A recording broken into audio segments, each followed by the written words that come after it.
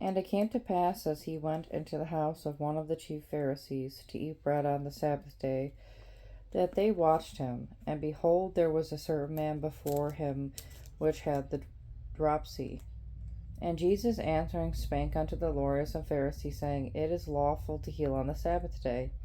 And they held their peace, and he took him, and he healed him, and let him go. And he answered them, saying, Which of you shall have an ass or an ox fallen into a pit, and will not straightway pull him out on the Sabbath day? And they could not answer him again to these things. And he put forth a parable to those which were bidden. When he marked how these chose out the chief room, saying unto them, When thou art bidden of any man to a wedding, sit not down in the highest room, lest a more honorable man than thou be bidden of them.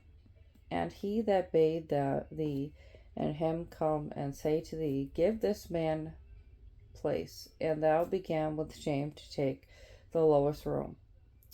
But when thou art bidden, go and sit down in the lowest room, that when he that bade thee cometh, he may say unto thee, Friend, go up higher, then shalt thou have worship in the presence of them that sit at meat with thee.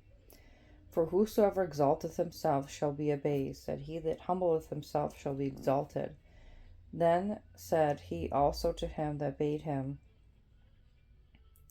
When thou makest a dinner or a supper, call not thy friends, nor thy brethren, nor thy kinsmen, nor thy rich neighbors, lest they also bid thee again, and recompense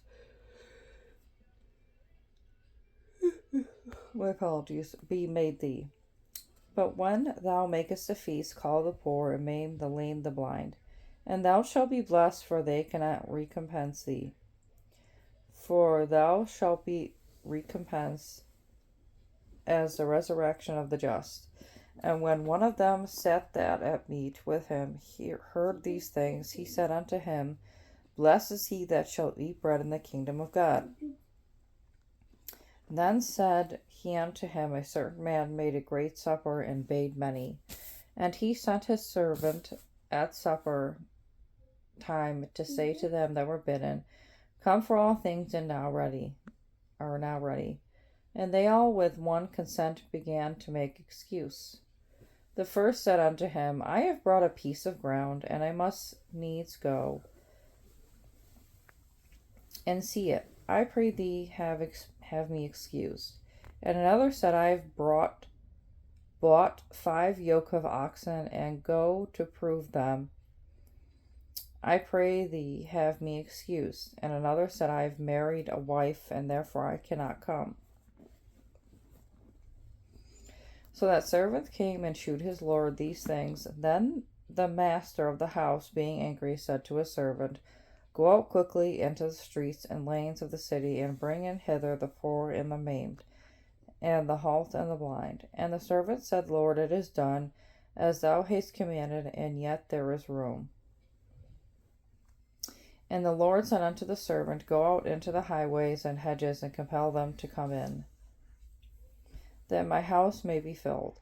For I say unto you that none of those men which were bidden shall taste of my supper.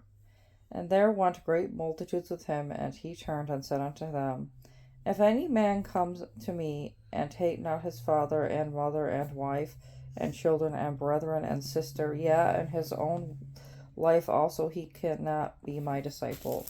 And whosoever doth not bear his cross and come after me cannot be my disciple. For which of you intending to build a tower sitteth not down first, and counteth the cost, whether he have sufficient to finish it, lest haply after he hath laid the foundation, and is not able to finish it, all that behold it began to mock him, saying, This man began to build, and was not able to finish. Or what king going to make war against another king sitteth down not first, and consulteth whether he be able with 10,000 to meet him that cometh against him with 20,000? Or else will the other is yet a great way off, he sendeth an ambassage, and desireth conditions of peace.